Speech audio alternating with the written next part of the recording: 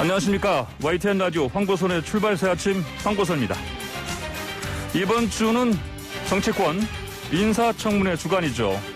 야당 국민의힘은 장관 후보 5명 가운데 3명에 대해서 부적격 판정을 내렸는데, 여당 민주당이 또 야당 동의 없이 청문 보고서 채택한다면 30번째, 31번째, 32번째 야당 패싱 장관이 나올 수 있습니다. 민심 위반으로 선거 패배한 여당이라서 특히 새로 교체된 지도부의 고심이 클 텐데, 새 최고위원이죠. 백혜련 의원의 얘기 잠시 뒤에 들어보겠습니다. 어제가 어린이날이었고요. 모레 어버이날이죠. 17일은 석가탄신일이고요. 이번 5월 가정의 달이 이런 연휴가 많아서 코로나19 기폭제가 되지 않을까, 또 4차 대유행 현실화될 것 같은 그런 걱정도 큽니다. 울산은 영국 변이 바이러스로, 강릉은 외국인 노동자들 집단 확진으로 우려가 더 큰데요. 2부에서 최문순 강원도지사와 코로나 방역 상황 등 자세히 알아보겠습니다. 김호수 검찰총장 후보자, 대통령 지지율, 그리고 청문회 바라보는 민심 분석, 여론 분석은 3부에서 해보고요. 요즘에 이 메갈리아 손 모양이 논란인데, 젠더 갈등에 불매운동 조짐까지 있어서요. 4부에서 이 이슈 자세히 짚어보겠습니다. 2021년 5월 6일 목요일 YTN 라디오 홍보선의 출발새 아침 시작합니다.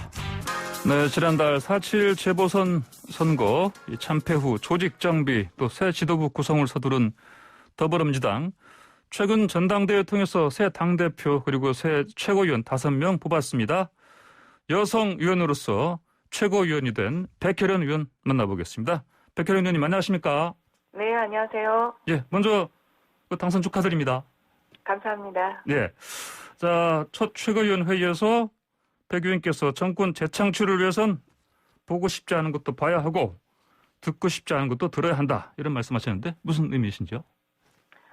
대선이란 게 모든 정당이 그렇지만 지지층만으로는 이길 수 없습니다. 그러니까 정권 재창출을 하려면 지지층 확장이 필요한데요. 그러기 위해서는 좀 더 균형도 필요하고, 개혁을 추진하는 데 있어서 과정과 절차도 신경 쓰고, 우리가 그동안 놓쳤던 민심의 쓴소리에도 귀를 기울여야 될 필요가 있다는 겁니다. 그러니까 우리 시각으로만 보이지 않는 부분들이 있었을 수 있고요. 그런 부분들에 좀 더 관심을 기울여야 한다는 의미라고 생각하시면 될 것 같습니다. 네, 알겠습니다. 자, 그 관련해서요, 이제 새 지도부 지금 출범했는데 뭐 불편한 동거가 시작됐다, 이런 논평도 좀 보이고요. 뭐 비주류 당대표 대 친문 최고위원들, 이런 식으로 이제 언론에서 구도화하는 건데 수긍하시는 점 좀 있습니까? 저는 언론의 과도한 프레임이라고 보이고요. 그래요? 예. 네네. 지금 우리 당의 분위기를 본다면 전당대회 때도 그렇고, 지난주에 진행한 초선 의원 간담회에서도 나왔지만요, 모든 구성원들이 지금 당이 이기다, 이런 것에 동의하고 있고요. 이 길을 극복하기 위해서 모두가 힘을 합쳐야 되고, 또 국민의 목소리, 민생에 집중해야 한다는 공감대를 가지고 있습니다. 그래서 새로 출범한 지도부도 다 공유하고 있는 관점이고요. 그래서 과도한 편가르기라든지 갈등 불러일으키는 프레임은 흔들리지 않을 것입니다. 예, 그렇군요. 그런데 또 이제 이게 백 의원님 빼고는요, 그 최고 득표로 이제 당선된 김은민 의원 같이 뭐 친문으로 지금 최고위원들이 다 구성되어 있다. 그래서 이제 백 의원님은 좀 목소리 내기가 쉽지 않을 것 같다, 또 이런 뭐랄까요, 예상도 있는데 좀 동의하십니까? 아니, 동의하기 어렵고요. 네. 그 부분에서 아까도 말씀드렸지만 정권 재창출이라는 하나의 목표에서 우리는 언팀이라고 생각하고요. 또 제가 특히 민생을 좀 집중적으로 문제 제기 하고 있는 부분이라 많은 의원님들이 공감하고 있기 때문에 조화롭게 충분히 해나갈 수 있다고 생각합니다. 네, 알겠습니다.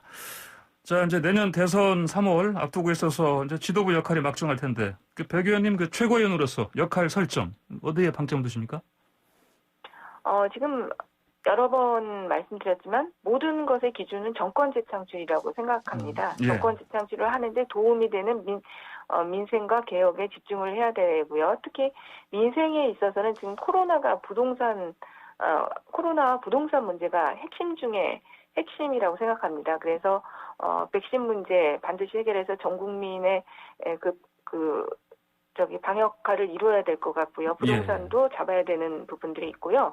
그다음에 저희가 이제 쇄신과 혁신의 모습을 보여야 한다고 합니다. 봅니다. 그러니까 민주당이 정말 변했다 이렇게 국민들에게 느끼실 수 있도록 해야 되기 때문에 여러 가지 쇄신 혁신 작업에 중점을 둬야 될 것 같습니다. 예, 알겠습니다.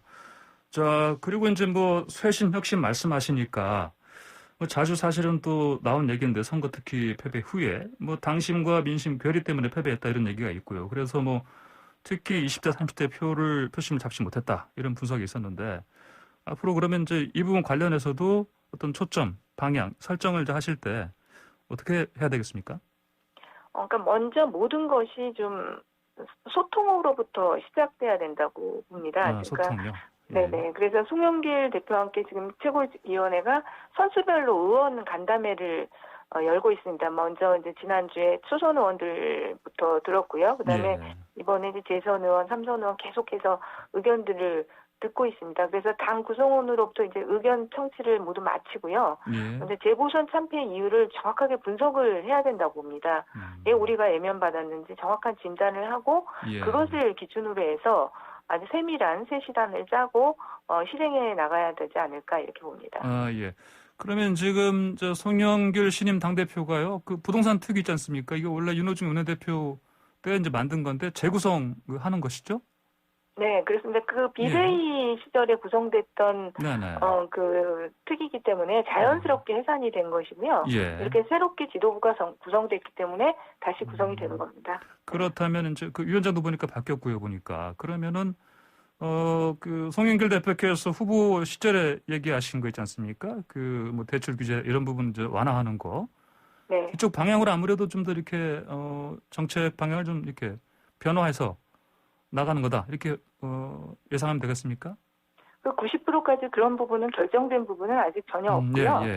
부동산 관련해서도 이 부동산 폭등의 원인과 부동산 가격을 내리기 위한 여러 가지 방향을 근본적으로 이제 검토부터 하는 것으로 시작하고 있습니다. 그래서 원인을 먼저 분석하고요. 그러나 이 부동산 정책이라는 것은 굉장히 다양한 문제를 안고 있기 때문에 하나의 방향을 개선하면 또 다른 방향 문제가 될 수 있는 부분이 있습니다. 그래서 그 전체적인 기류가 바뀔 것 같지는 않고요. 실제로 집을 구매하고자 하는 실수요층의 또 수요를 충족시킬 수 있는 방법 여러 가지 것들을 고민을 해서 대책을 내놓을 것 같습니다. 예, 그렇군요. 자, 근데 또 개혁 말씀하시면 지금 그 검찰 개혁이지 않습니까? 네. 네, 검찰 개혁도 지금 여쭤봐야 되겠는데 그동안에 보면은 이제 물론 검경 수사권 조정은 됐고요. 그런데 그 중수청 있지 않습니까? 네. 중수청 같은 경우는 이제 속도 조절이 사실은 결과적으로는 좀 된 셈 아니겠습니까? 앞으로 다시 속도를 내는 겁니까? 어떻게 봐야 되겠습니까? 일단은 당내에서 무엇보다도 지금은 민생 이슈에 좀 집중을 해야 된다. 이런 의견들이 많습니다. 그래서 검찰 개혁을 하지 말자는 것은 아니고요. 검찰 개혁을 계속적으로 해나가야 되지만 그것이 국민의 동의를 얻을 수 있고 지킬 수 있는 개혁의 방향으로 가야 한다는 부분이고요. 일단은 너무 지금 그 백신 문제라든지 부동산 문제가 전 국민적으로 심각하기 때문에 그 부분적으로 우선적으로 좀 추진을 하면서 함께 이 검찰 개혁의 문제도 다시 방향을 정해서 나가는 것으로 그렇게 될 것 같습니다. 예, 알겠습니다. 지금 뭐 검사 출신이셔서 그렇고요. 또 법제사법위 소속이시고 또 여당 간사이신데 그러면 어떻습니까? 방금 말씀드린 중수청 같은 경우 뭐 의총 같은 거 통해서 재논의 속도 다시 내는 거 이게 좀 오늘 같은 경우 특히 그 뭐랄까요? 본 안으로 이렇게 중요한 이슈로 어떤 의논하지 않겠습니까? 어떻게 생각하십니까? 그러니까 계속적으로 의총이나요. 이렇게 의견을 듣는 과정에서 어떤 방향으로 갈 것인지 이 얘기는 나올 것이라고 생각합니다. 아, 그렇군요. 김호수 전 법무부 차관 지금 검찰총장 후보자 지명됐는데 어떻게 보십니까? 적임자로 맞다 보십니까? 네, 그 김호수 지금 검찰총장 후보자의 경우에는 그 법무부 차관 시절에도 업무적으로 특별한 문제 없이 잘 수행해 왔다고 보이고요. 검찰 내에서도 업무를 할 때 정치적 중립성이나 그런 부분이 특별히 문제된 부분이 없습니다. 그래서 지금은 검찰 개혁과 검찰 조직을 안정화시킬 수 있는 적임자라고 봅니다. 야당에서는 뭐 정권 호위무사 될 거다 이렇게 얘기하던데요. 그러니까 그 야당의 주장인데요. 예. 객관적으로 저는 제가 법사위에 있을 때 예. 계속해서 김호수 차관으로서 예. 접대받고 업무를 같이 수행해왔지만 예, 예. 특별하게 정치적 중립성을 해치는 행동이나 그런 부분들을 한 것이 없다고 보이거든요. 그래서 네. 지금 저는 정치적인 공세라고 보입니다. 아, 예, 알겠습니다. 자, 그리고 청문회 좀 여쭤볼게요. 엊그제 이제 장관 후보 5명은 이제 청문회가 이뤄졌고, 오늘부터 이제 이틀 동안 이제, 김부겸 총리 후보자 인사청문회가 있는데, 어떻습니까? 5명 장관 후보자 가운데 3명에 대해서 이제 야당에서 부적격 판정을 내렸고요.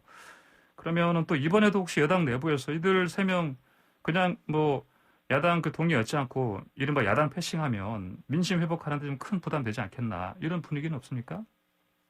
지금 저도 5명의 후보자를 제가 소관상임위가 아니기 때문에 예. 면면을 다 제대로 정확하게 그 사안이나 이런 것을 다 검토하지는 못해서 말씀을 드리기는 좀 어려운데요. 예. 그 소관상임위에서 그 청문회 과정에서 제가 듣기로는 그렇게 도덕적으로 문제가 되는 부분은 없었다고 알고 있습니다. 그러나 어쨌든 야당에서 이렇게 반대를 한다면 그런 여러 가지 점들을 고려를 해서 예. 결정을 하지 않을까 싶습니다. 오늘쯤엔 뭐 지도부에서 좀 내부 논의 좀 하시는 상황인가요? 어떻습니까? 이 각 상임위별로 그 부분은 일단 상임위 중심이기 때문에요. 네네. 이 부분은 상임위가 우선적으로 그 논의 과정에 중심에 설 것 같고요. 지도부 예. 자체가 그 청문회 관련해서 이렇게 논의를 하지는 않을 것 같습니다. 알겠습니다. 자, 대선 주자들 좀 볼게요. 이낙연 전 총리, 정세균 전 총리가 그 출마 선언을 좀 늦추는 분위기 같습니다. 아무래도 뭐 대선 경선 그 연기 가능성 때문 아니겠습니까? 지금 근데 대선 연기, 그러니까 경선 연기요? 연기의 문제는 공론화된 적이 아직은 없습니다. 그렇습니까? 정해진 룰이 이미 당원 당규에 있기 때문에요. 그 후보 간 이해관계에 따라서 경선을 연기하려면 그 과정 속에서 불필요한 논란이나 분란이 발생할 수 있습니다. 그래서 아직까지 공식적으로 한 번도 경선 연기에 대해서는 논의된 바가 없습니다. 예. 이게 아무래도 이제 2월이었나요? 그때 한번 친문 진영 중심으로 뭐 나왔던 걸로 제가 기억해서 여쭤본 건데, 그러면 백 의원님께서는 또 개인적으로도 이거 뭐 연기하는 거는 맞지 않다 이렇게 보십니까?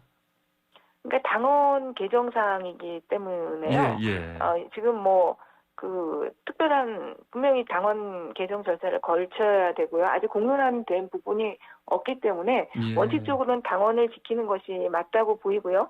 다만 이것이 경선 룰이기 때문에 대선 주자들 모두가 합의해서 경선 연기를 동의한다든지 이런 상황이 발생된다면 충분히 고려할 수는 있다고 보입니다. 왜냐하면 또 이런 얘기도 들린다 보니까 일각에서 11월로 만약에 연기를 하면 그때는 뭐 또 이제 대면 경선도 가능하고 그러면 뭐 컨벤션 효과 이런 것도 기할 수 있으니까 연기가 맞지 않냐 또 이런 의견 나온 것 같습니다 보니까 어떻게 보십니까? 그러니까 저는 사실 그런 얘기를 아직까지 들은 바는 없는데요. 네네. 이것이 뭐 공론화가 된다면 당에서 여러 가지 측면에서 어쨌든 간에 정권 재창출에 도움이 되는 방향으로 모든 것을 결정을 해야 되는 것이니까요. 그것이 정말 가능한 방향이다. 그것이 더 오히려 정권 재창출에 도움이 되고 대선 주자들 간에도 합의가 된다면 뭐 고려를 할 수 있는 것이고요. 아직까지는 지금 뭐 개인들의 아이디어 차원일지는 모르겠지만 당에서 그런 큰 목소리를 들어본 적은 없습니다. 제가. 예, 알겠습니다. 백 의원님 오늘 말씀 여기까지 듣겠습니다. 고맙습니다. 네, 감사합니다. 네, 지금까지 백혜련 더불어민주당 최고위원이었습니다.